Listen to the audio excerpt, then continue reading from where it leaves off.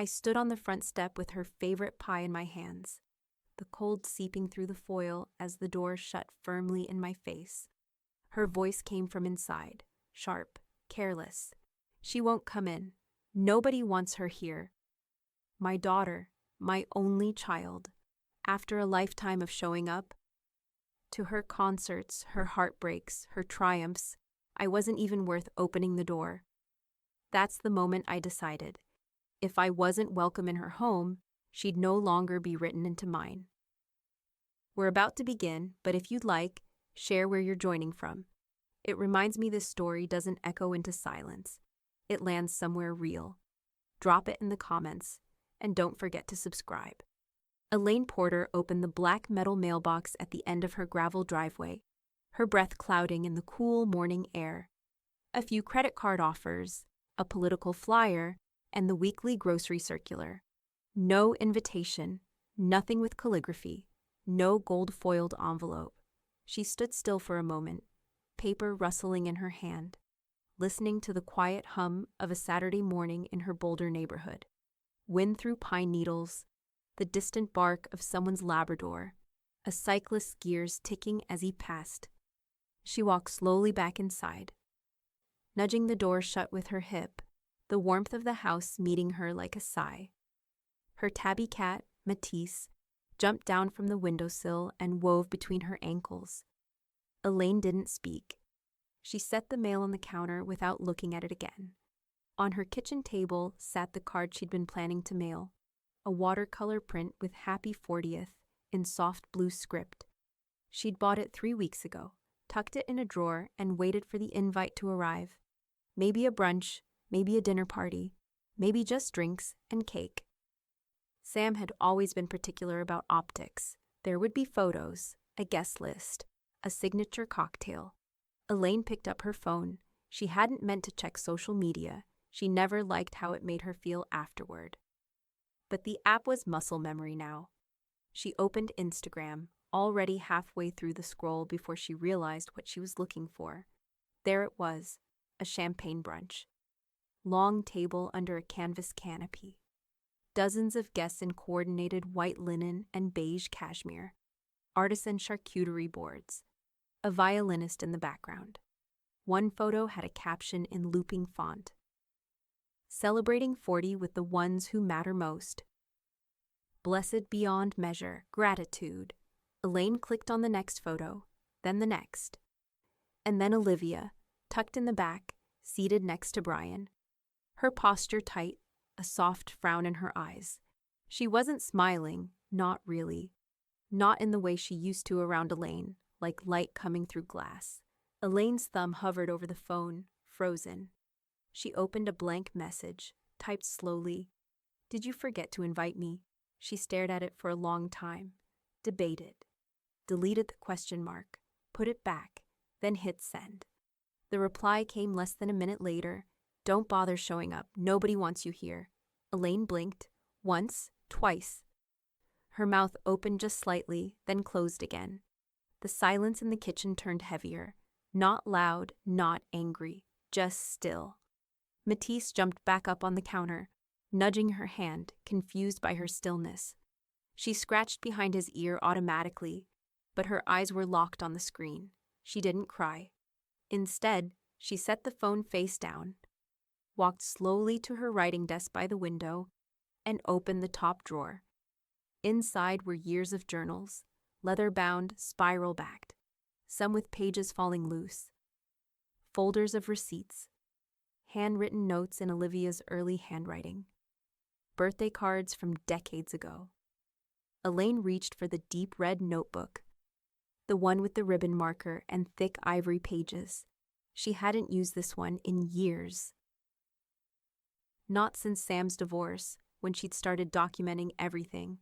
Custody schedules, mortgage payments, therapy bills, private school donations. All the invisible scaffolding she'd quietly built to keep Sam from falling apart. She uncapped her pen and wrote the date carefully at the top of a blank page. Then, in neat block letters, "This is when I stopped waiting to be loved out loud."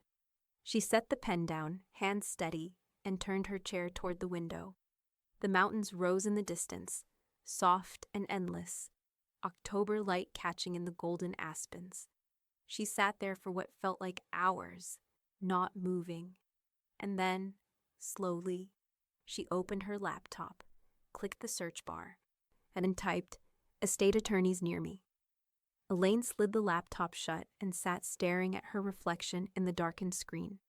Her own face looked like a stranger's, the faint creases deeper tonight, the corners of her mouth pulled tight as though she'd bitten into something bitter. On impulse, she rose and crossed the living room to the cedar cabinet where she kept her fireproof lockbox. The hinges squeaked when she lifted the lid. Inside, insurance papers, marriage certificates, the folded American flag from her husband's funeral, and tucked into a manila folder marked estate. The will she hadn't thought about in years. She unfolded the crisp pages. At the top, her name, the date, 2010. The year Sam's marriage had collapsed like a badly pitched tent. Elaine remembered sitting at this very desk back then, Louis patiently explaining the clauses. She had insisted everything go to Sam. She'll need stability, she'd said. Something solid after Brian leaves her broke and hollow. She'd built it like a lifeline. Every penny, every asset, every scrap of security pointed toward her daughter. Her eyes skimmed down the page again now, the neat legal language suddenly sharp and foreign. All property, assets, and holdings to Samantha Porter Green, period. No contingencies, no questions. Just devotion in black ink. Elaine let out a shaky exhale. Devotion that meant nothing now. The doorbell rang. She startled, clutching the papers like someone might rip them away. Then, recognizing the silhouette through the glass, she unlocked the door. "Harriet," Elaine murmured. Her oldest friend stepped in, a bakery box in one hand, a folded Denver Post in the other. "You didn't answer my calls. I figured carbs and headlines were the only language left." Elaine managed a small smile and took the box. "Scones? Blueberry, from that new cafe by Pearl Street. They're practically currency there." Harriet dropped her bag on the chair and fixed her sharp eyes on Elaine. "You look like you've been staring down ghosts." Elaine didn't answer. She just handed over her phone, screen lit on the last text from Sam. Harriet read it once. Then again, her jaw tightening. She set the phone down like it was contaminated. So that's how she wants to play. Elaine opened the folder, spread the will across the table. This is still her future. Her voice cracked in places she hadn't intended. Every brushstroke I sold, every hour I spent in classrooms, every check I wrote during her divorce, all of it loops back to her.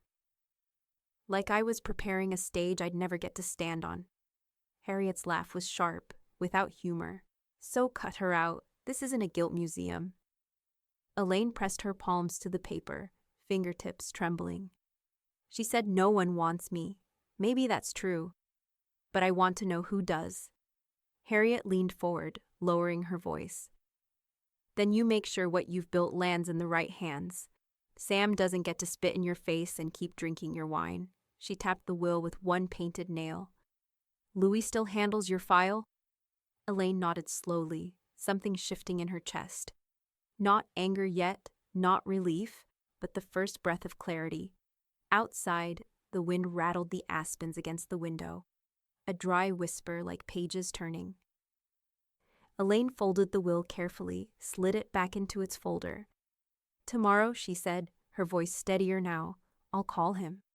Harriet sat back, satisfied. "Good. About time somebody wrote you into the story." Elaine's gaze drifted to the red journal still open on her desk, the single line staring back at her in bold ink. "This is when I stopped waiting to be loved out loud." She closed the notebook gently, as though sealing a vow. The next morning, Elaine parked her Subaru by the corner cafe on Pearl Street, the one with chipped turquoise chairs and walls covered in local paintings. She'd chosen it deliberately, neutral ground, but warm enough to keep her from feeling like she was on trial. Louis Abramson was already there, seated at a small table by the window. His suit jacket was slung over the back of the chair, his reading glasses perched low on his nose as he scribbled in a yellow legal pad. When he saw her, he stood and gave a half bow, as if the years had only deepened his courtly habits. "Elaine." His voice was low, calm, the same voice that had guided her through probate, taxes, and the thousand dull necessities of widowhood. "You look like you haven't slept." "I haven't." She sank into the chair opposite him, folding her coat over her lap. He waited.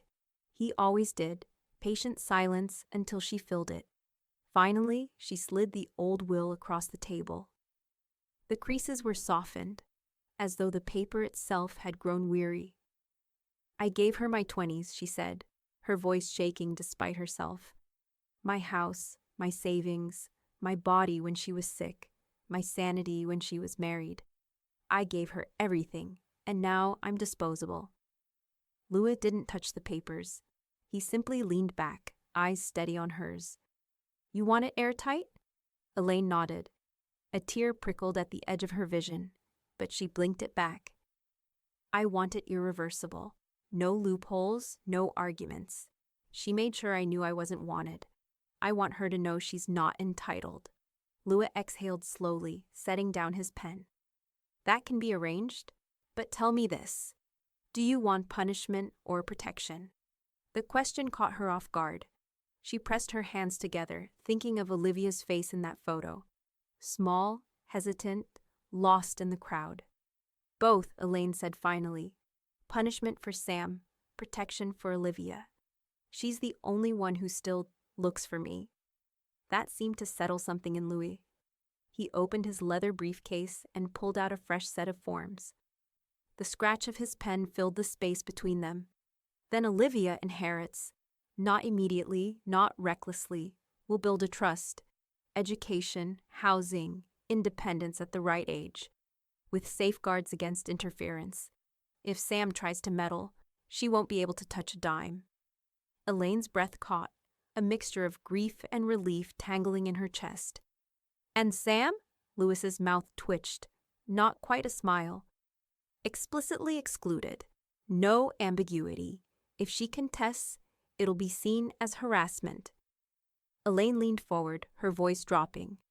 "I want her name written down as nothing, not forgotten, not overlooked, nothing." The server arrived then, balancing a tray with their coffee and scones, oblivious to the wait at their table. Elaine stirred cream into her cup, her hand steady now. Every swirl felt like a knot loosening in her chest. Louis pushed the first draft toward her.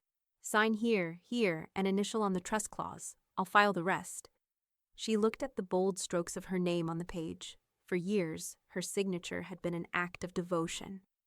School forms, permission slips, checks, mortgage cosigns. Now, for the first time, it was a declaration of survival. When the pen left the paper, she closed her eyes. The cafe's noise returned.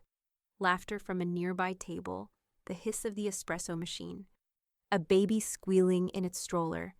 For a moment, it all felt distant, like she was stepping into a new skin. Louis tapped his pen lightly. "It's done. The rest is just paperwork." Elaine reached for her coffee, her fingers brushing the warm ceramic. She felt lighter, not free, not yet, but unshackled enough to breathe. And then her phone lit up on the table between them. A notification from Sam. Not a message this time. A subject line from her email inbox. "You pathetic, bitter old woman." The certified envelope lay in the middle of Sam's kitchen island, a bright white square against the marble that she didn't bother to open. She'd signed for it absent-mindedly, still scrolling through emails on her phone. The green sticker marked certified legal mail might as well have been a coupon booklet for all the attention she gave it. She dropped it where she stood, peeled the foil off a protein bar, and kept walking. Brian noticed it when he came in from his office, laptop still under his arm. He glanced at the unopened envelope, frowning. "What's this?" Sam barely looked up from her phone. "Something from my mother. Probably another one of her guilt projects. Recipes, old photos, whatever." Brian slid his thumb under the flap, ripping it open with clinical precision. He pulled the pages free and scanned the top line. His brows rose slowly, the faintest curl of amusement tugging at his lips. You might want to look at this. Sam snorted, still scrolling. I seriously doubt it. Brian's tone sharpened. She replaced you. That got her attention. Her head jerked up, phone lowered, eyes narrowing. What do you mean replaced me? Brian turned the page so she could see the bold header. Last will and testament of Elaine Porter. Olivia's name was printed below, attached to paragraphs about conditional trusts and inheritance protections. Sam's own name appeared only once, under explicit disinheritance. Sam stared at it for a long moment, then laughed. The sound brittle and too loud in the open kitchen. She's bluffing. She'd never actually do it. This is just one of her dramatics. She thinks this scares me? Please. Brian folded the papers back into the envelope, slid it across the counter toward her. His expression was colder than the granite beneath his hand. No, she's not bluffing. This is filed. Official. Your mother cut you out. Sam set her protein bar down with deliberate care, her jaw tightening. The idea gnawed at her, not because she needed the money. She and Brian had their own careers, their own accounts, but because it was supposed to be hers. Her mother's house, her mother's legacy, her mother's silent reward for decades of tolerating the woman's quirks and lectures. She thinks she's punishing me, Sam muttered, pacing now. But all she's doing is proving my point.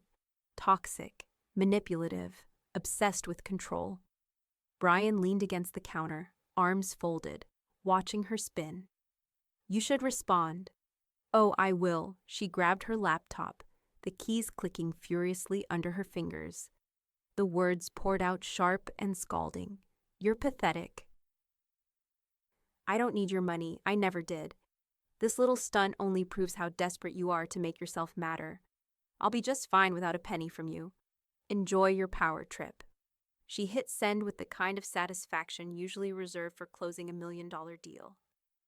Across town, Elaine sat at her desk, the afternoon light spilling across her journals and coffee cup. Her email chimed. She opened the message, read it once through, her mouth tightening into a line. No tears, no hesitation. No need to defend herself. She typed one word in reply, perfect. Then she shut the laptop and let the quiet of her house settle around her, steady as her own heartbeat. Back in Sam's kitchen, the reply arrived almost instantly. She read the single word aloud, voice cracking despite herself. Perfect? Brian smirked, though there was no warmth in it. Looks like she's done playing. Sam slammed the laptop shut, the sound ricocheting through the room. But as she turned away, Olivia lingered silently in the hallway, clutching her sketchbook to her chest, her eyes wide. She had heard everything. The school bus wheezed away from the curb, leaving Olivia standing alone in her plaid skirt and oversized sweatshirt, her backpack slung low on one shoulder. Instead of heading toward home, she glanced up and down the street, then crossed quickly toward the path that led up to her grandmother's house. Her heart thudded the whole way. She knew what her parents would say if they found out, but the thought of Elaine sitting alone after that email exchange was unbearable. Elaine answered the knock with surprise flickering across her face. Surprise that softened instantly into something warmer. Olivia, she whispered, stepping aside. The girl dropped her bag by the door and hugged her, sudden and fierce, like a dam breaking. I know they're awful, Olivia said, voice muffled against Elaine's shoulder, but I still want to see you. Elaine held her for a long time, her throat thick with unshed tears. She pulled back only when she noticed Olivia's sketchbook clutched tightly under her arm. Come, Elaine said gently. The paints are out. They settled at the long wooden table near the window, where jars of brushes and tubes of acrylics waited like old friends. Elaine poured 2 glasses of lemonade and said nothing more, letting Olivia be the first to speak if she wanted.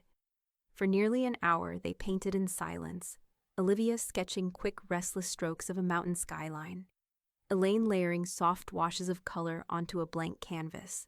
The only sound was the faint scratch of pencil on paper, the quiet clink of a brush against a glass jar. Finally, Olivia set her brush down, her lips pressed tight. I saw what Mom texted you, she said quietly. Her eyes flicked to Elaine's, guilty and heavy. I'm sorry. She shouldn't have said that. Elaine's hand froze mid-stroke. She took a breath, laid the brush aside, and turned fully toward her granddaughter. You don't need to apologize for her. But I feel like I should, Olivia's voice cracked. She's my mom. But I don't agree with her. Elaine reached across the table and cupped Olivia's hands, paint-stained fingers against paint-stained fingers. You're not responsible for her cruelty. Do you hear me? Not one bit. Olivia nodded, eyes glassy. And then she was in Elaine's arms again, clinging tight. Elaine hugged her with all the strength she had, inhaling the faint scent of shampoo and pencil shavings in her granddaughter's hair. For the first time in days, she allowed herself to feel something like hope. Neither of them noticed the time passing. Outside, the light shifted golden across the yard, the aspens swaying in the autumn wind. When Olivia finally pulled away, she reached into her backpack and pulled out her phone. She hesitated, then showed Elaine the screen. She checks my texts sometimes, so I made a new account, just for us. The message thread was empty, a clean slate. Elaine smiled softly, touched the screen with a careful fingertip. Then this is ours. While Olivia bent back over her sketchbook, Elaine's own phone buzzed against the counter. A new message from Louis. Filed today. Olivia named as contingent heir. Under adult supervision clause until legal age. Ironclad. L. Elaine exhaled slowly, the tension in her chest unwinding like a knot at last. The will was more than words now.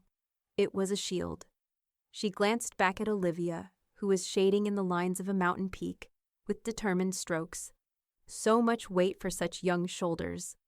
Elaine promised herself, silently, fiercely, she won't have to carry it alone. The clock chimed 6. Olivia startled, realizing the time, and began hurriedly packing her bag. I have to go before they notice. Elaine walked her to the door, squeezing her hand tight before letting go. Be careful, sweetheart. Olivia nodded, eyes shining. I'll come back. I promise. Elaine watched her disappear down the sidewalk, the shadows lengthening behind her. She shut the door and leaned against it, her palms pressed flat against the wood. Across town, in the Green household, Sam stood in Olivia's room, frowning at the missing backpack. Elaine's phone buzzed on the counter, the sharp rattle against granite pulling her out of the trance she'd slipped into while rinsing brushes. She wiped her hands on a rag, glanced at the screen. Brian Green. Her stomach tightened. She let it ring. The voicemail icon lit up a few seconds later, followed by another buzz. This time, a text. We need to talk. Call me back. Elaine placed the phone face down, as though covering a wound. She wasn't going to give him her ear, not after the sneers, the patronizing barbs, the way he had trained her daughter to treat her like dead weight. The doorbell rang just then, and when she opened it, Harriet was on the porch, her scarf whipping in the cold wind. Your face says it all, Harriet muttered, stepping inside. Who's trying to crawl under your skin today? Elaine gestured vaguely toward the phone. Brian. Twice already. Harriet snorted, hanging her coat. You don't owe him your ears, Elaine. You owe yourself peace. Let the man shout into a void if he wants to. Elaine smiled faintly, but the ache in her chest lingered. He won't stop. He'll make Sam escalate too. Then we stay ahead. Harriet settled at the kitchen table, eyeing the neat stacks of paperwork Elaine had begun organizing. You've started, haven't you? Elaine nodded. She pulled out a document, her handwriting neat and firm in the margins. My healthcare directive. I added a clause. Sam has no authority. Not for visitation, not for decisions. Not even if I'm incapacitated. Harriet's lips curved into something that wasn't quite a smile, but carried approval all the same. That's the backbone I like to see. Later that afternoon, Elaine drove to Louis's office, the wind pressing hard against her car as she crossed town. Louis greeted her with his usual calm, ushering her into the paneled conference room where sunlight glinted off rows of law books. He slid her directive into a fresh file. Smart move, but I'll take it further. Abuse clauses. If either Sam or Brian tries intimidation, manipulation, financial coercion, anything, it nullifies their standing permanently. They won't even get the chance to circle. Elaine nodded, relief softening her features. Thank you. Lewis leaned back in his chair. You've spent decades protecting everyone else. It's about time you let the law protect you. On the drive home, Elaine took a detour. Instead of turning into her street, she pulled into the brick building that once housed her husband's gallery office. The place was quiet now, windows dusty, but stepping inside still felt like touching the past. She sat in the back room, surrounded by his old sketchbooks, the faint smell of turpentine still clinging to the air. That evening, she filled out the forms to register the Thomas Porter Foundation for Arts and Education, dedicated to scholarships for students who couldn't afford the supplies that had once saved her husband's life. She signed the forms with careful strokes, feeling the weight of legacy move away from Sam and towards something unbreakable, something good. Her email pinged again as she worked. She ignored it at first, but when she finally glanced, she saw Sam's name flashing across the subject line. This time, it wasn't private. When toxic elders refused to heal, a social media link followed. Against her better judgment, Elaine clicked. Sam had posted a lengthy message about boundaries and protecting her family from cycles of dysfunction. The words were polished, pointed, the kind that begged for sympathy and applause. Comments were already stacking up, friends chiming in, co-workers clicking like. Elaine closed the laptop slowly, her jaw set. Harriet, perched across from her with a cup of tea, gave a sharp laugh. Let her play martyr. You're writing history in ink while she scribbles in chalk. Elaine nodded, though her hand still trembled faintly around her pen. She picked it up again, steadied it, and wrote her husband's name at the top of the foundation's charter. Her phone buzzed once more. This time, it wasn't Brian. It was Olivia. The email arrived late at night, when the house was quiet except for the rhythmic tick of the clock in the hallway. Elaine had been scrolling half-heartedly through headlines, trying to ignore the sour taste left by Sam's post. The subject line stopped her. You may not remember me, but I remember you. She hesitated, then clicked. Dear Mrs. Porter, I was in your art class junior year, 1993. I was failing every subject, ready to quit school. You pulled me aside one day after I'd turned in a half-finished sketch of a bird. You told me it was beautiful, that I had an eye for movement. No one had ever said I was good at anything before. That moment kept me going. I finished high school. I became a designer. I have a daughter of my own now. I'm writing because I saw a notice for nominations for the Boulder Arts Education Award. I'd like to nominate you, if you'll allow it. Your kindness saved me, and I think people should know. Elaine sat back, hand pressed to her mouth. The words blurred for a moment, her eyes stinging. After everything Sam had written, here was this unexpected echo from decades ago. Someone who had seen her, remembered her, not as a burden or an inconvenience, but as a light. She closed the laptop, then opened it again. Her finger hovered over reply. Do I deserve this, she wondered. Or is this just vanity? The next morning, Harriet dropped by unannounced with a bag of apples from the farmer's market. Elaine showed her the email, her voice unsure. Harriet read it twice, then snorted. Deserve? Elaine, you've spent your whole life pouring yourself into people who drained you dry, and here's one who wants to pour something back. This isn't vanity, it's balance. Elaine still hesitated. But what if it looks like I'm chasing recognition? Sam will twist it into something ugly. Harriet set the bag on the counter with a decisive thump. You're being remembered, just not by the wrong people. That's the difference. Recognition from strangers is sometimes truer than devotion from family. The thought lodged deep inside Elaine. That evening, Olivia sat cross-legged on the living room rug, her sketchbook open but abandoned. Elaine read the email aloud to her granddaughter, her voice wavering only once. Olivia's eyes widened. Grandma, that's amazing. You have to do it. Let me help you. We could make a video. Something simple but pretty. I can edit it for you. Elaine laughed softly. You make it sound so easy.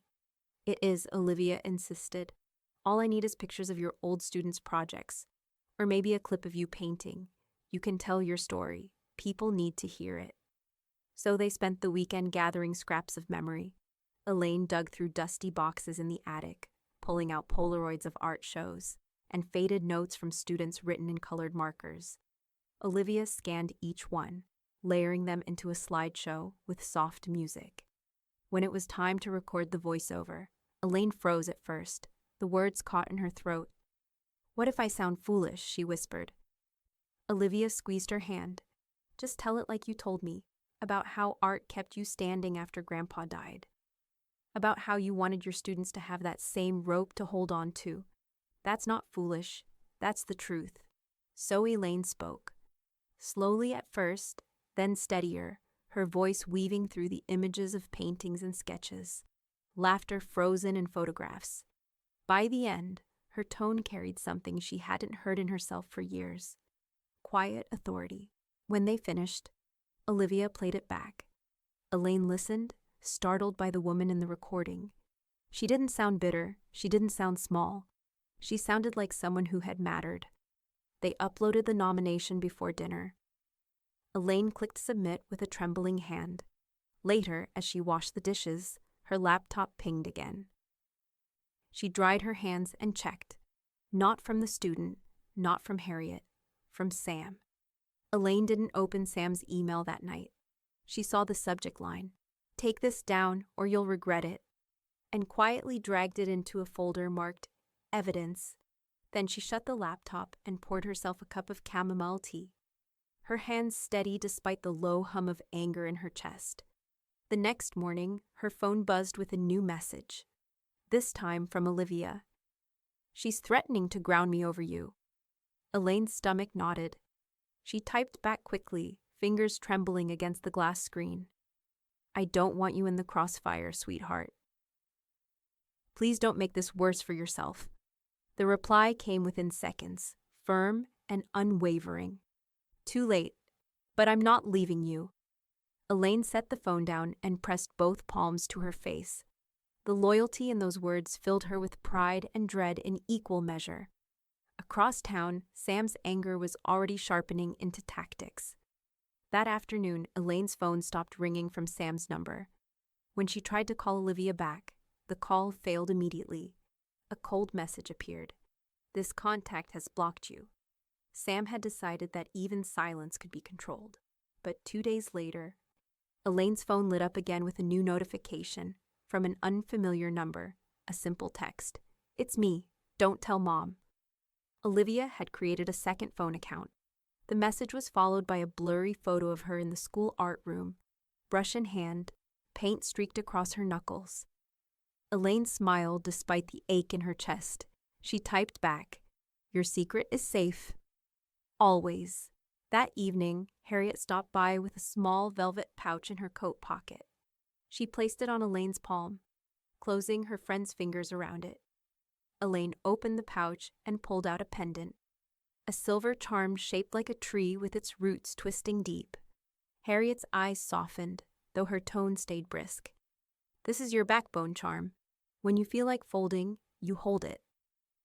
Because you've already stood taller than most people ever dare." Elaine's throat tightened. "Harriet—" "No speeches," Harriet interrupted. "Just wear it, and remember, you're not alone." Later that week, Elaine met Louis in his office again. The legal papers on the table were stacked higher this time, dense with clauses and seals. "I finalized Olivia's trust protections," he explained, sliding the documents toward her. "Education funds guaranteed, a housing allowance when she reaches adulthood, and an emancipation clause if she needs it earlier. Nothing Sam or Brian does can touch this money. It's hers, protected." Elaine ran her fingers over the embossed cover, the weight of the paper grounding her. "You've given her a future no one can take away." Louis shook his head gently. "You gave her that. I just wrote it down. For the first time in weeks, Elaine exhaled without feeling like the air was catching in her throat. But as she gathered her things to leave, her phone buzzed again. Another message from Olivia's secret number. She went through my backpack. I don't think she knows yet, but she's suspicious. Elaine froze in the hallway, the papers pressed tight to her chest. She could almost feel Sam's eyes in the shadows, watching, waiting for the chance to strike. She typed back quickly, "Stay calm, stay quiet.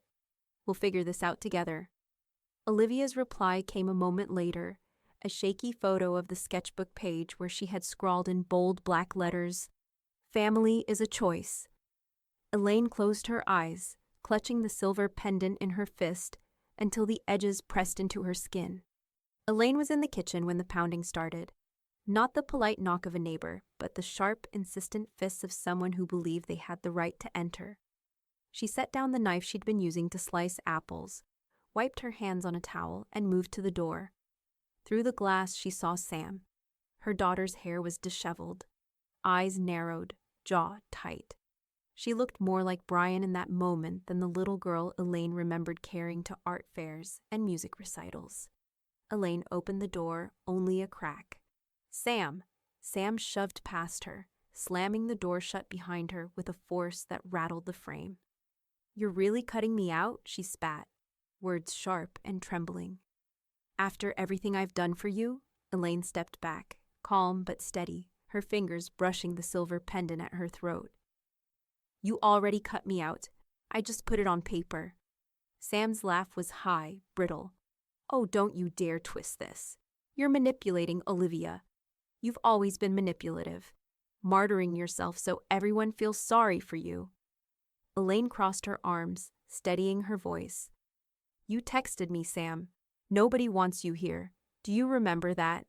Those were your words. I'm only honoring them." Sam froze, a flicker of something behind her eyes. Guilt or rage at being reminded? Rage won. Her hand shot toward the counter, grabbing the ceramic mug Elaine had left there. Without warning, she hurled it against the wall. It exploded into shards, porcelain spraying across the hardwood, coffee still pooling from the bottom that had cracked in half. Elaine flinched, but didn't step back. She looked at her daughter the way she once looked at storms over the mountains. Dangerous, unstoppable, and yet somehow distant. Sam's chest heaved, her voice dropping lower. "You think this is over? You think some papers are going to erase me? I'm your daughter. That house, that money, that legacy. It's mine." Elaine didn't raise her voice. She simply bent down, picked up one jagged piece of the broken mug, and set it on the counter like evidence. "No, it's Olivia's, and the law will back that up." The silence stretched, heavy and sharp. Then Sam turned, storming out, slamming the door so hard the windows rattled. Elaine stood alone in the echo, her breath trembling, hands still wrapped around the edge of the counter. She bent down again slowly and began gathering the fragments of porcelain one by one, dropping them into the trash with soft clinks. By the time Harriet arrived an hour later, Elaine had already called the police. A uniformed officer was leaving as Harriet pulled into the driveway, clipboard tucked under his arm. "What happened?" Harriet demanded, rushing to her side. Elaine held up her hand, showing the faint nick where the mug had grazed her. She broke more than a cup today. Inside, the officer's report sat neatly on the table, details written in sharp block letters: domestic disturbance, threats, property destruction, police presence required. Elaine's phone buzzed minutes later. Louis. She put him on speaker, her voice even as she explained what happened. He didn't miss a beat. "I'll file a restraining order first thing in the morning. She'll be barred from harassing you in person or online. Let her post all the poison she wants. The law will box her in." Elaine closed her eyes, the sound of Louis' steady voice layering over Harriet's presence beside her, grounding her. For the first time in weeks, she allowed herself to sink into the chair and feel the exhaustion in her bones. The mug was gone. The paperwork was filed. The restraining order would follow. But upstairs, in her closed office, her laptop screen lit up again. This time, it wasn't Sam. It was Olivia. Elaine parked at the far end of the drop-off loop, away from the cluster of SUVs and minivans idling in neat lines. The private school campus buzzed with the usual end-of-semester chaos. Luggage stacked on sidewalks, students hugging goodbye before heading to airports. Her heart clenched when she spotted Olivia standing apart from the crowd. Backpack heavy on her shoulders, eyes red-rimmed. Elaine opened her door. "Sweetheart," Olivia rushed to her, burying her face against Elaine's coat before a word was spoken. Her arms wrapped so tight it was as if she feared Elaine might vanish if she let go. "I don't want to go," Olivia whispered, the words torn and broken. "Please don't make me go." Elaine smoothed her granddaughter's hair, breathing in the faint scent of shampoo and acrylic paint that clung to her. She wished she could pull her into the car and drive until the mountains swallowed them whole. But the court papers in her purse reminded her of the fragile balance she couldn't risk toppling. "I know," Elaine murmured, her own throat burning. "But sometimes distance isn't defeat, it's strategy." From her bag, she pulled out a worn leather journal, soft from years of use. Pages lined with her own handwriting. She slipped it into Olivia's pack, tucking it between textbooks and sketch pads. "Write everything down," she said firmly. "Every word they say, every feeling you have. This will keep you strong, and one day it will protect you." Olivia clutched the straps of her backpack. Tears spilled fast now, unchecked. But what if they read it? Elaine touched her pendant, then leaned close. "They won't. Hide it the way you've hidden us. You're braver than you think, Olivia." For a long moment, they just stood there in the cool Colorado air, students milling past them, teachers calling names for buses. Olivia sobbed once more, muffled against Elaine's shoulder. "I don't want to leave you." Elaine cupped her chin, forcing her to meet her gaze. "Come back smarter, come back stronger." "That's how we win." The boarding call came over the loudspeaker. Olivia wiped her cheeks, shoulders still trembling, and turned reluctantly toward the waiting shuttle. She looked back twice before stepping onto the bus, her eyes never leaving Elaine's until the door hissed shut. Elaine stood there long after the shuttle rolled away, the exhaust curling into the cold air until the lot was nearly empty. She pressed her hand flat to her chest, as though she could hold Olivia's heartbeat against her own across the growing distance. Later that afternoon, Elaine met Louis again, handing him a copy of the journal she'd just given Olivia. He scanned her notes carefully, his brow furrowing. "You were right to give her this," he said. Then he pulled out a new document, sliding it across the polished wood desk. "I've updated the trust. At 17, she'll have an emancipation clause. If she needs to break free early, she can, legally, safely. Your daughter can't stop it." Elaine read the clause, her pulse steadying. "You've thought of everything," Louis gave a small nod. "I've learned too, working with families like yours." That evening, Harriet arrived with a box under her arm. She set it on the table, pride flashing in her eyes. "A little contraband." Elaine lifted the lid. Inside lay bundles of colored pencils, sketch pads, brushes, and tubes of watercolor. Harriet grinned. "I'll mail her art supplies every week. She won't just survive there, she'll create there. That'll be our rebellion." Elaine laughed softly, a sound edged with tears. She reached across and squeezed Harriet's hand. But later that night, alone in her kitchen, the laughter faded. She stared at the empty chair across from her, the silence pressing close. Her phone buzzed on the counter. A new message, this time not from Olivia, from Sam. The lobby glowed with golden light, chandeliers dripping crystal onto marble floors, polished enough to see reflections. Elaine paused at the threshold, smoothing her plum silk dress with hands that trembled only slightly. She hadn't worn something this fine since her husband's last faculty banquet. "Breathe," Harriet murmured at her side, fussing with the clasp of the silver pendant at Elaine's throat. "You're not here to blend in. You're here to be seen." Elaine exhaled slowly, lifted her chin, and stepped forward. The gala unfurled like a painting. Waiters gliding with trays of wine, donors laughing in low tones, the sharp smell of lilies filling the air. Elaine found herself ushered to the front row of the auditorium, her name printed neatly on the card taped to the chair. When the announcer called her name, applause broke out, not polite, but sustained. The sound pressed against her chest, foreign and overwhelming.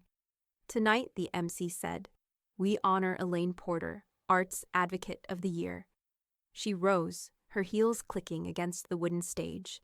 The spotlight washed over her, warm and blinding. For a moment, she thought she might falter. Then she saw Harriet in the crowd, eyes blazing with pride, and she steadied.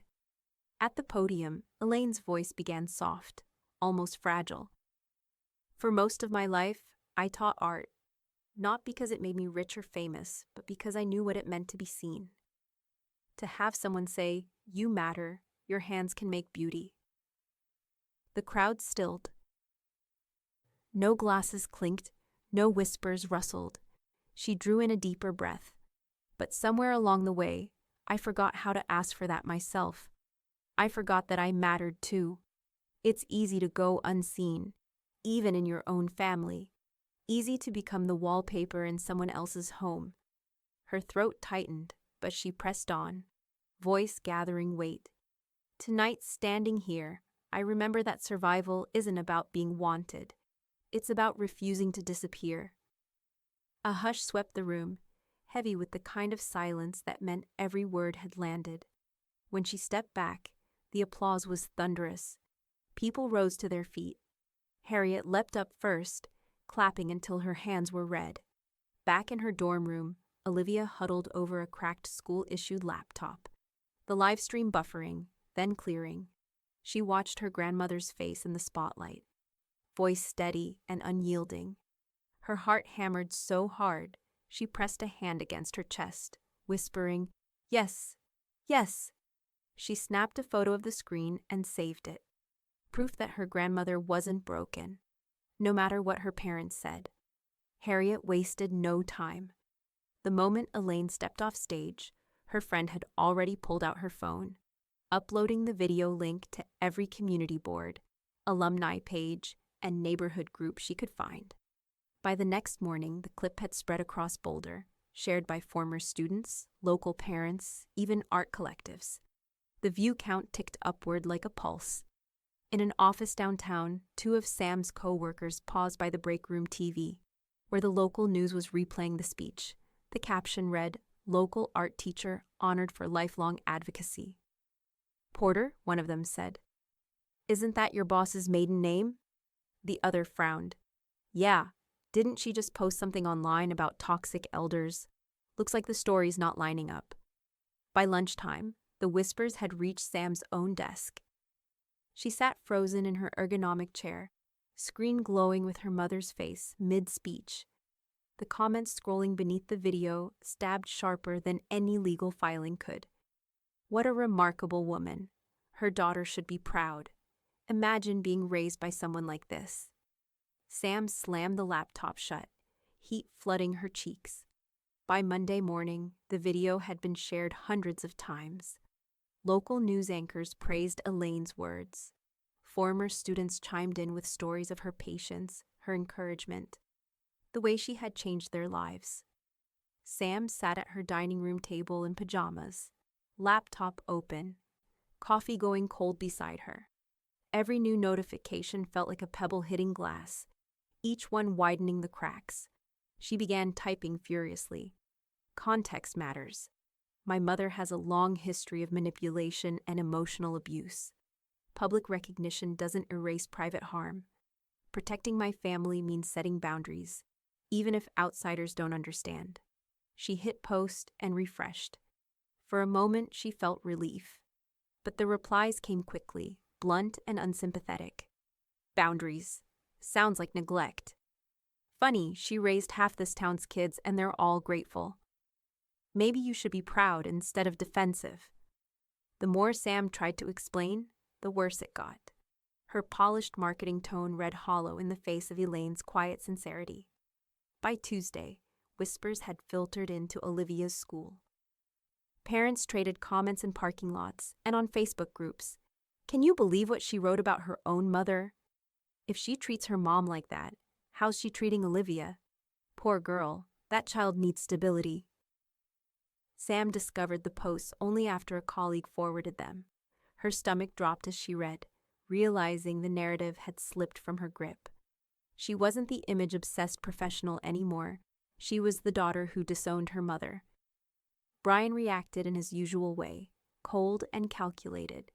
He scrolled through his Instagram profile, one by one deleting every picture that featured Elaine, family dinners, birthdays, even the old snapshot of her cradling Olivia as a baby.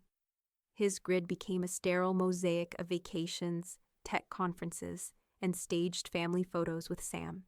But instead of cleaning their image, it sparked suspicion.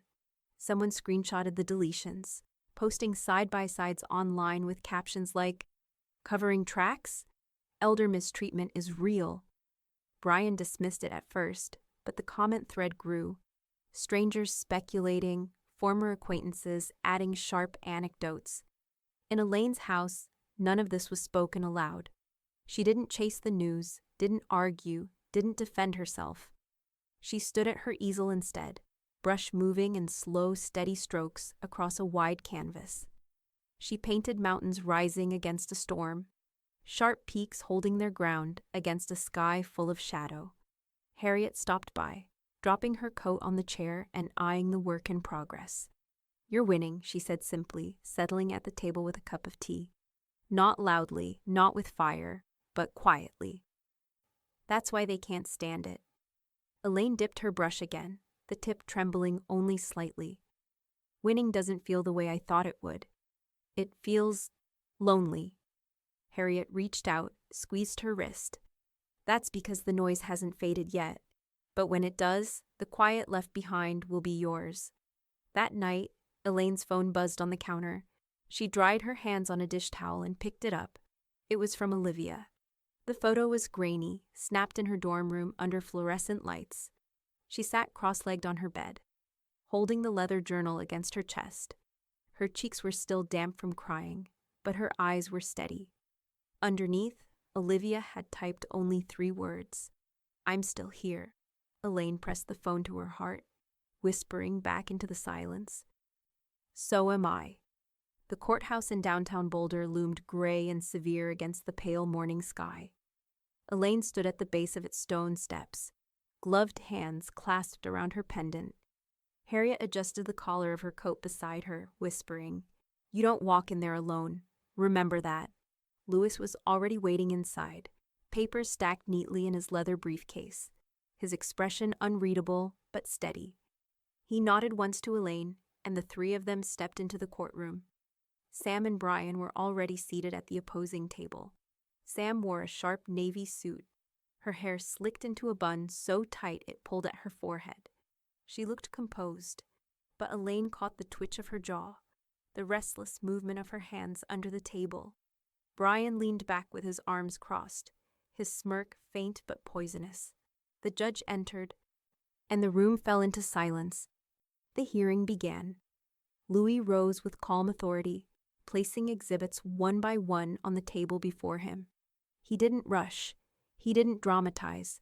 He simply laid out the trail. The text messages. "Don't bother showing up." "Nobody wants you here." The certified will documents. Medical records showing Elaine's anxiety spikes after Sam's hostile visits. The police report. And finally, the photograph. The shattered mug glinting across Elaine's hardwood floor. Louis slid the photo across the bench with a deliberate hand. "This is not a question of assets," he said evenly. "It is a question of abuse, neglect, and entitlement. Mrs. Porter has made her intentions clear, and the law supports her right to protect her legacy from further harm."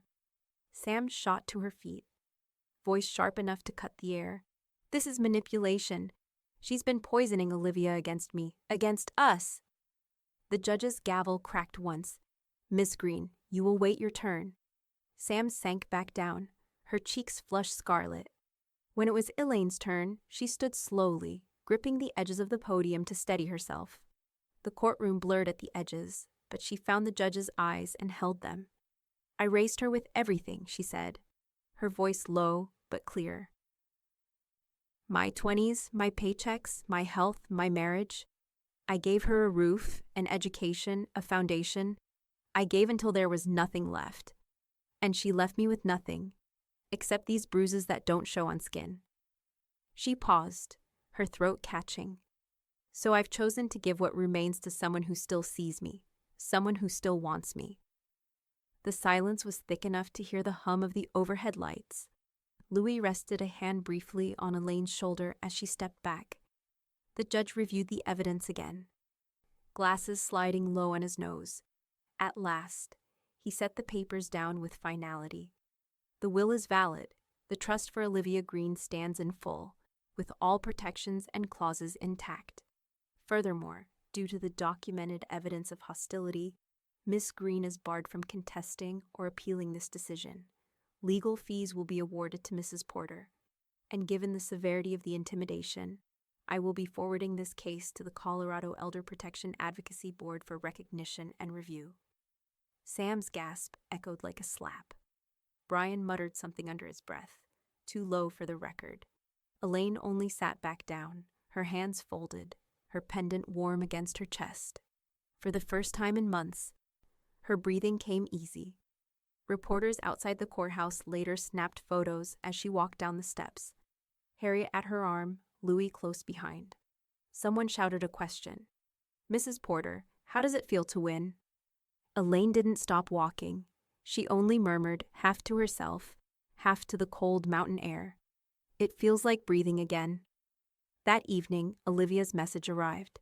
A photo of her dorm desk, lit by a single lamp. The journal spread open with words scrawled across a fresh page. "She didn't win. You did." Elaine pressed the phone to her lips, tears prickling her eyes. Summer sunlight slanted across Elaine's porch as a cab pulled up the gravel drive. The door swung open and Olivia stepped out. Taller somehow, her hair sun-streaked from afternoons she hadn't wanted to spend outdoors at school. She carried 2 bags slung over her shoulders and clutched the leather journal like a passport. Elaine was already on the steps. They collided halfway, arms around each other, laughter and tears tangling until words didn't matter. Olivia pressed her face into Elaine's shoulder, whispering, "I'm home."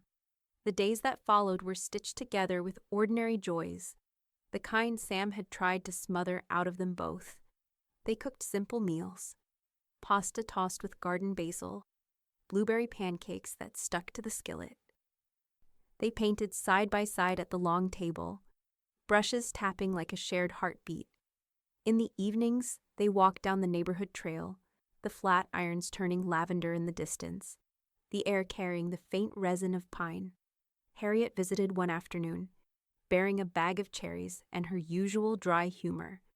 But when she saw Olivia curled on the couch beside Elaine, sketching lazily while Matisse purred between them, her sharp tongue faltered. "Well," Harriet said, blinking too quickly, "looks like somebody rewrote the ending." Elaine reached for her friend's hand, squeezing it. Harriet squeezed back, though she wiped her eyes with the corner of her sleeve when she thought no one was watching. The paperwork didn't stop, though. Louis came by with his briefcase, spreading the final legacy documents across Elaine's dining table. Olivia sat in the next chair, chin lifted as though she were older than her 14 years. "This," Louis said, tapping the line where Elaine's signature belonged, "makes her your healthcare proxy. If anything happens, she decides. Not Sam, not Brian, no one else." Elaine signed without hesitation, her pen strokes confident, final. She turned to Olivia and handed her the signed copy. "This means you're my voice when I can't speak. Do you understand?" Olivia nodded, her fingers brushing the page like it was something sacred. "I won't let anyone silence you, ever." Louis filed the rest: will, trust, directives. His briefcase heavy with protections no one could break. Before leaving, he placed one hand lightly on Elaine's shoulder. "It's done. They can scream, they can threaten, but the law is sealed. Your legacy is safe." For the first time in years, Elaine slept through the night without waking to dread. 2 weeks later, she opened her home for an art show. The living room transformed into a gallery. Canvases leaned against walls and hung from temporary rails. Guests wandered in, wine glasses in hand, murmuring over paintings that pulsed with grief and resilience. A storm breaking over mountains, a lone tree standing against wind, a pair of hands reaching upward from shadow into light. Olivia hovered near one painting, a self-portrait she'd convinced Elaine to finish, her own face reflected in glass, fractured yet whole. "Grandma," she whispered, tugging Elaine closer. "This one, it's my favorite. It looks like healing." Elaine smiled, her eyes damp. "Then it's yours." The evening swelled with quiet pride. Neighbors congratulating her, former students embracing her, Harriet basking in the proof that cruelty hadn't erased Elaine's worth.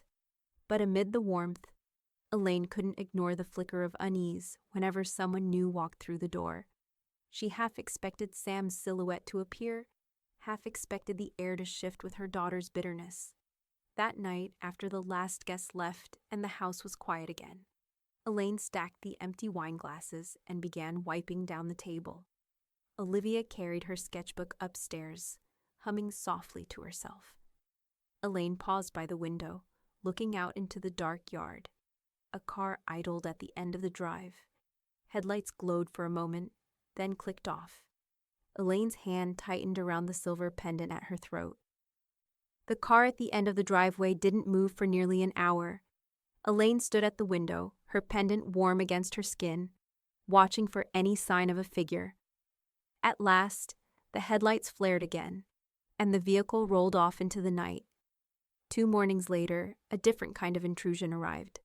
A plain envelope slid through her mail slot, thick with too many folded pages. The handwriting on the front was unmistakable. Angular, impatient strokes. Sam. Elaine carried it to the living room, her hand steady, though her pulse ticked fast. She set it on the table beside her red journal and stared at it for a long time. Olivia came down the stairs, hair mussed from sleep, rubbing her eyes. "What is it?" Elaine offered a faint smile. "Just words." She opened it slowly, one sheet after another slipping free. The letter began with bitterness, each line etched in blame. "You abandoned me. You poisoned Olivia. You've always wanted people to think you're the victim." Paragraphs poured out excuses, rewrites of history, accusations dressed as wounded truths.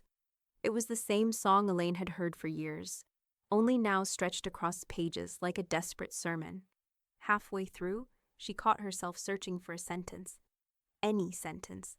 That sounded like love, but there wasn't one. Just anger, just need. Just the hollow cry of someone who thought cruelty could still buy her a place in Elaine's life. Elaine read to the end, folded the pages once more, and stood. The fireplace was already glowing faintly from the morning chill. She opened the grate, slid the letter inside, and struck a match. The flame licked the edges quickly, curling paper to ash. Sam's words crackled, shrank, and disappeared. Nothing left but smoke winding upward. Olivia stood beside her, eyes wide. "Do you regret it? Cutting her out?" Elaine watched the last ember die, the room quiet but for the hiss of the fire. "Only that I waited so long." The snow started that afternoon, soft flakes drifting against the window panes, muffling the world outside. Elaine and Olivia pulled on sweaters and carried 2 steaming mugs of cocoa out onto the porch.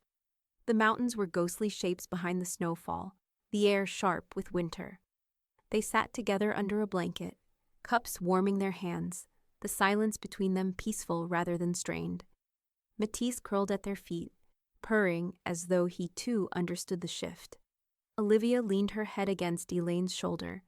"It feels like she can't touch us here." Elaine kissed the top of her hair. "She can't. Not anymore." Later that evening, when Olivia was upstairs sketching by lamplight, Elaine returned to her desk. She opened her red journal, the one she had begun with the words, "This is when I stopped waiting to be loved," out loud. She turned to a fresh page and uncapped her pen. Her final entry flowed in a slow, deliberate hand. She disowned me in words. I disinherited her in law. Elaine set down the pen, closed the book gently, and pressed her palm to its cover. The weight of years, of giving, of being unseen, of being cast aside, no longer pinned her down. It felt, at last, like release. Snow thickened outside, blanketing the yard, erasing tire tracks from nights when unwanted cars had lingered too long. The house glowed with warmth, laughter upstairs, the faint sound of a pencil scratching across paper. Elaine looked toward the fire, where ashes from the letter had cooled, and allowed herself one final thought, clear and unshakable. My daughter said, "Don't bother showing up. Nobody wants you here." So I made sure she never showed up in my will. She reached for her cocoa, and for the first time in years, the sip tasted like freedom.